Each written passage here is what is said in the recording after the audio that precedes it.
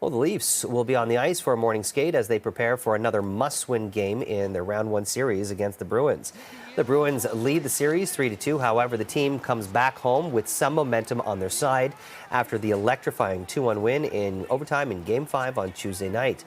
And that win was earned without Auston Matthews, whose status is still unknown after being sidelined with an undisclosed illness. Happy coming in here today with another game to prepare for on the schedule, but that's really it. We've earned another day here, but we're still in a battle. Like that certainly has not changed. We've gotten the opponent's attention here now, so tomorrow's going to be an even tougher night. But like I said, there's one way to go about it, and that's how we've played in our last two road games. That's playoff hockey. That's what's required, and we need to bring that to the ice tomorrow. TSN Radio's Matt Cause joins us live with his predictions and his level of anxiety for Game 6. You and I, we always talk around this time of year, and I always know that it's a pretty emotional topic for to talk about. Well, let's talk about Game 6, what we can expect, especially coming off a little bit of momentum in Game 5. How do you think that's going to play out moving into this do-or-die game?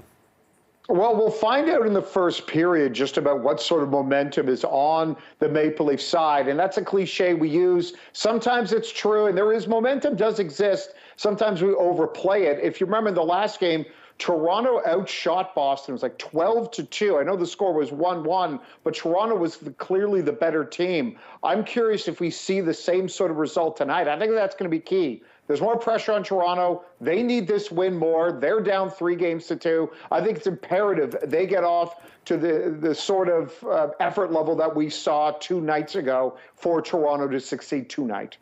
Let's talk about goaltending. Obviously, the first couple of games didn't necessarily go the way we wanted to, and I'm sure Samsonov was hoping for some better play. But you have to talk about Joseph Woll, his great play in Game 5, and you're expecting him to start, I'm guessing, in Game 6?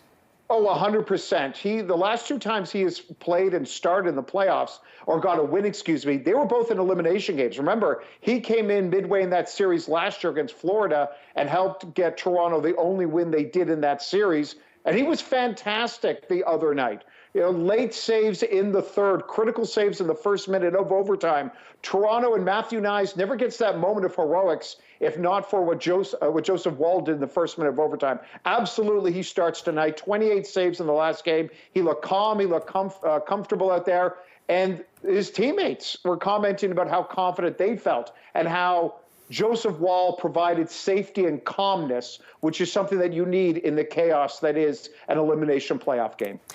There's been a lot of, I guess, mystery around some of the illnesses and some of the things regarding our top players, Nylander and Auston Matthews, who, missed last game with an undisclosed illness.